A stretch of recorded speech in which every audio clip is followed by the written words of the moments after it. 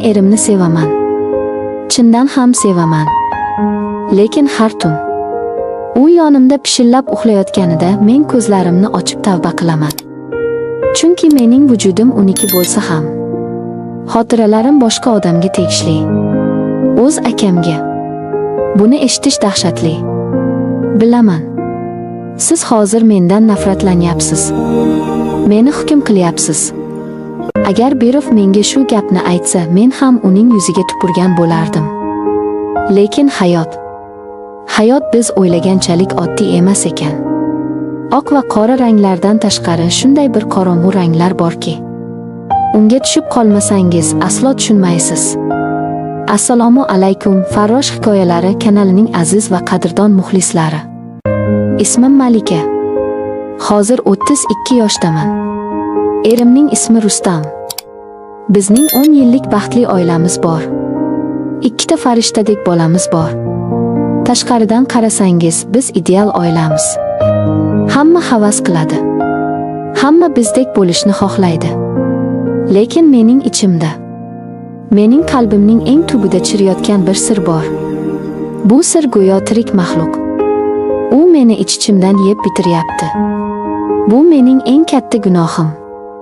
Va ayni paytda mening yagona haqiqiy telbalarcha muhabbatim. Akamning ismi Jasur. U mendan 5 yosh katta. Bizning o'rtamizdagi rishta hech qachon oddiy aka-singillik bo'lmagan. Ota-onamiz doim ishda, doim band edilar. Biz uyda doim ikkimiz qolardik. Jasur men uchun hamma narsa edi. Ham ota, ham ona, ham himoyachi, ham koinot. Esimda 7 yosh edim. Velosipeddan yiqilib tizzamni yorib oldim. Qon oqib ketdi. Men onamni chaqirib yig'lamadim. Men Jasurni chaqirdim. U yugurib keldi. Meni ko'tarib oldi. Yaramni yuvdi. Dori surtdi. O'shanda uning ko'zlaridagi xavotirni ko'rganman. U mening og'rig'imni o'zinikidek his qilardi. Kechalari momaqaldiroq gumburlaganda qo'rquvdan qaltirab uning xonasiga yugurardim. Uning karavotiga kirib, kichkina qo'llarim bilan unga yopishib olardim. U meni bag'riga bosardi. "Qo'rqma, Malikam. Men borman. Seni hech kim xafa qila olmaydi", derdi. Uning bo'ynidan keladigan o'sha bolalarcha atirsovun hidi men uchun dunyodagi eng tinchlantiruvchi ifor edi. Uning bag'ri mening xavfsiz orolim edi. Biz birga ulg'aydik. Maktabda Berov menga qattiq gapirsa, Jasur o'sha zahoti paydo bo'lardi. U mening soyam edi. Men esa uning yorug'ligi. Mening hamma sirlarimni faqat u bilardi. Biz kechalari soatlab gaplashib o'tirardik. Ba'zan hech narsa haqida, ba'zan hamma narsa haqida. U mening ko'zimga qarab nima xohlayotganimni bilardi. So'zlarga hojat yo'q edi. Bizning qalbimiz bir xil ritmda urardi. Boshqalar uchun biz shunchaki inoq aka-singil edik. Lekin ich-ichimizdan bu qon qardoshlikdan ham chuqurroq g'alati bir bog'liqlik edi. O'smirlik davrim boshlandi. Yigitlar menga e'tibor bera boshladi. Lekin mening hech qaysi munosabatim uzoqqa cho'zilmasdi. Nega bilasizmi? Chunki men ularning har biridan Jasurni qidirardim. Ularning hech biri Jasurdek tushunmasdi. Hech biri Jasurdek qaramasdi. Hech biri u kabi himoya qila olmasdi. Va ularning hammasi mening ko'zimda mag'lub bo'lardi. Jasur ham qizlar bilan uchrashib yurdi. Lekin u ham hech kimga uylanmadi. Jiddiy qadam qo'ymadi. Uning hayotida qizlar paydo bo'lganda mening ichimda qandaydir ilon o'rmalardi. Men rashk qilardim. Dahshatli darajada rashk qilardim. O'zimcha buni singillik qizg'anishi deb o'ylardim. Lekin o'zimni aldayotgan ekanman. Bu mutlaqo boshqa narsa edi. Bu u faqat meniki degan yovvoyi egalik hissi edi. Keyin hayotimga Rustam kirib keldi. Rustam o'ta aqlli, bosiq, kelajagi porloq yigit edi. Ota-onam uni ko'kka ko'tarishdi. Tengini topding, deyishdi. U menga chiroyli so'zlar aytardi. Qimmat sovg'alar berardi. Meni malikalardek tutardi. Men uning taklifini qabul qildim. Chunki bu to'g'ri qaror edi. Hamma shuni kutayotgan edi. Jamiyat shuni talab qilardi. O'zimni ishontirdim. Baxtli bo'lish uchun shu yetarli. Sevgi keyin keladi, dedim. To'y taraddudi boshlandi. Liboslar, mehmonlar, restoran. Hamma narsa yugur-yugur. Hamma xursand. Lekin mening yuragimda qandaydir sovuq tosh yotardi. O'zimni qandaydir tuzoqqa tushayotgandek his qilardim. Shu davrda Jasur butunlay o'zgarib qoldi. U gapirishdan to'xtadi. Doim o'ychan, doim ma'yus. U menga chetdan, uzoq-uzoqdan tikilib turardi. Uning ko'zlarida shunday bir jonsirak og'riq bor ediki, buni ko'rib mening ham yuragim qon talardi. U men uchun xursandek ko'rinishga urinar, lekin bu shunchalik soxta ediki. To'y yaqinlashgan sari mening nafasim bo'g'lardi. Men hayotimdagi eng muhim insonni, Jasurni abadiy yo'qotayotganimni anglab yetardim. Endi hech narsa oldingidek bo'lmaydi. Endi men birovning xotini bo'laman. Bu o'y meni aqldan ozdiray derdi. Lekin orqaga yo'l yo'q edi. Karta tashlab bo'lingandi. To'yimdan 3 kun oldin biz butun oila bilan tog'dagi dala hovlimizga bordik. Bu bizning eski an'anamiz edi. To'ydan oldingi so'nggi oilaviy dam olish. Kechgacha shovqin-suron, o'yin-kulgi bo'ldi. Hamma charchadi. Tunda hamma xonalarga tarqalib uyquga ketdi. Faqat men va Jasur qoldik. Tashqarida sekin yomg'ir tomchilay boshladi. Biz ochiq ayvonda eski yog'och kursilarda yonma-yon o'tirardik. Hamma yoq jimjit. Faqat yomg'irning tomga urilishi va uzoqdan chigirtkalar ovozi. Havo salqin, nam tuproq hidi kelardi. Biz uzoq vaqt indamay o'tirdik. Sukut shu qadar og'ir ediki, qulog'imni kar qilay derdi. Nihoyat u sukutni buzdi. Ovozida g'alati, sinik bir titroq bor edi. Rustam, u seni baxtli qila oladimi, Malika, dedi u. Ko'zimga qaramadi. Qorong'ulikka tikilib turardi. Men yutindim. Tomog'imga bir narsa tiqilib qoldi. Ha, u yaxshi inson. Hamma yaxshi bo'ladi, dedim duduqlanib.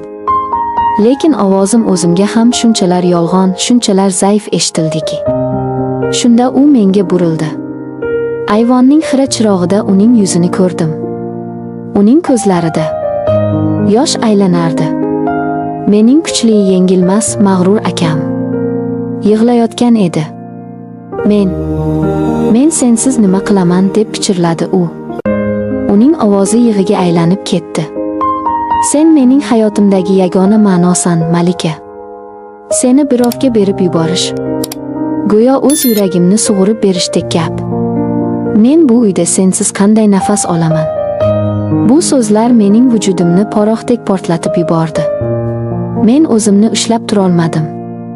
Barcha niqoblar, barcha yolg'onlar, to'y haqidagi o'ylar parcha-parcha bo'lib to'kildi. Men ho'ngrab yig'lab yubordim. Yuzimni qo'llarim bilan to'sib faryod qildim. Chunki men ham xuddi shunday ezilayotgan edim. U darhol o'rnidan turdi. Tizzalari bilan mening oldimga cho'kdi. Issiq qaltirayotgan qo'llari bilan yuzimni yopgan kaftlarimni sekin tortib oldi. U mening ko'z yoshlarimni o'z barmoqlari bilan artdi. Uning barmoqlari shunchalar issiq, shunchalar tanish edi. Lekin bu safar bu teginishda mutlaqo boshqacha, qandaydir elektr toki bor edi. U mening yuzimni hovuchladi. Nafasi yuzimga urilardi. U peshonamdan uzoq, juda uzoq o'pdi. So'ng sekin pastga tushdi. Ko'zlarimdan, yonoqlarimdan o'pdi. Men qarshilik qilmadim. Harakatlanishga madorim yo'q edi. Vujudim xuddi sehrlangandek qotib qolgandi. Miyamning eng uzoq burchagida bir ovoz, bu gunoh. Bu sening akang, deb baqirardi. Lekin yuragim o'z qafasini yorib chiqishga tayyor edi.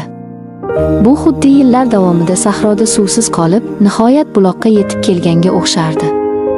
Uning lablari mening lablarimga tegdi. Bu hayotimdagi birinchi bo'sa emasdi. Lekin bu mening birinchi haqiqiy bo'sam edi. Bu shunchaki hayvoniy ehtiros emasdi. Yo'q. Bu bo'lsada 20 yillik aytilmagan so'zlar, yashirilgan sog'inch, fojia, vidolashuv va qonli ko'z yoshlar mujassam edi. Bu butun umrlik yolg'izlikning portlashi edi. Men qo'llarimni uning bo'yniga chirmadim. Men unga javob qaytardim. O'sha soniyada men uchun koinot to'xtadi. Faqat yomg'ir ovozi va bizning aqldan ozgan yuragimizning gumburlashigina qolgandi. U meni dast ko'tarib oldi. Qorong'u yo'lakdan o'tib mening xonamga olib kirdi. Meni ehtiyotkorlik bilan xuddi billur idishni qo'ygandek karavotga yotqizdi. U tepamda turib ko'zlarimning ich-ichiga tikildi. Go'yo so'nggi bor ruxsat so'rayotgandek. Go'yo orqaga qaytish imkonini berayotgandek. Lekin men ko'zimni yummadim. Men unga qarab turdim. Bu mening o'z xohishim edi. Mening ongli gunohim edi. U sekin titrayotgan qo'llari bilan libosimni yecha boshladi. Uning har bir harakati shunchalar mayin, shunchalar muqaddas ediki. Go'yo u ibodat qilayotgandek edi. Men ham unga yordam berdim. Tanamiz bir-biriga tekkanda butun vujudim olov bo'lib yondi. Bunda zarracha uyat, zarracha ifloslik sezilmasdi.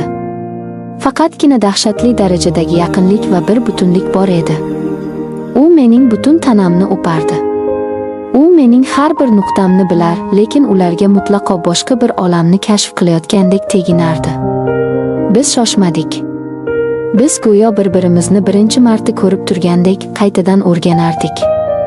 U qulog'imga shivirlardi. Seni sevaman. Jonginam, seni qanday qilib birovga beraman? Sensiz o'laman.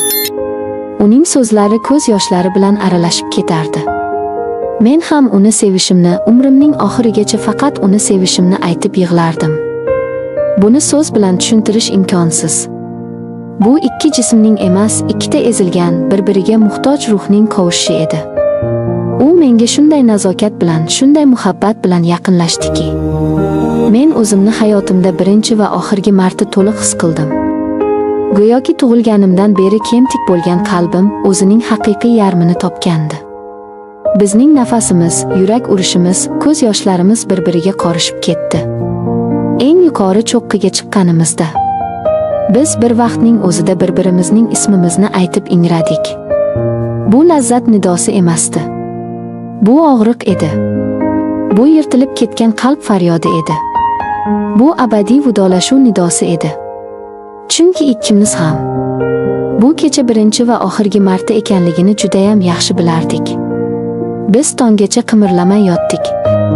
Bir-birimizni shu qadar mahkam quchoqlab olgandikki, go'yo kimdir kelib bizni ajratib tashlashdan qo'rqardik. Tashqarida yomg'ir tindi. Xonaga tongning sovuq, kulrang yorug'ligi tusha boshladi. Men yuzimni ko'tarib unga qaradim. Uning yuzida qotib qolgan yosh izlari bor edi. U hamon yig'lardi. Men ham indamadim. Biz gaplashmadik. Bunga hojat yo'q edi. Biz chiziqni kesib o'tgandik.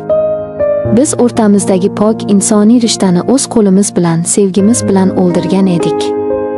O'sha tong biz bir-birimiz bilan abadiy xayrlashdik.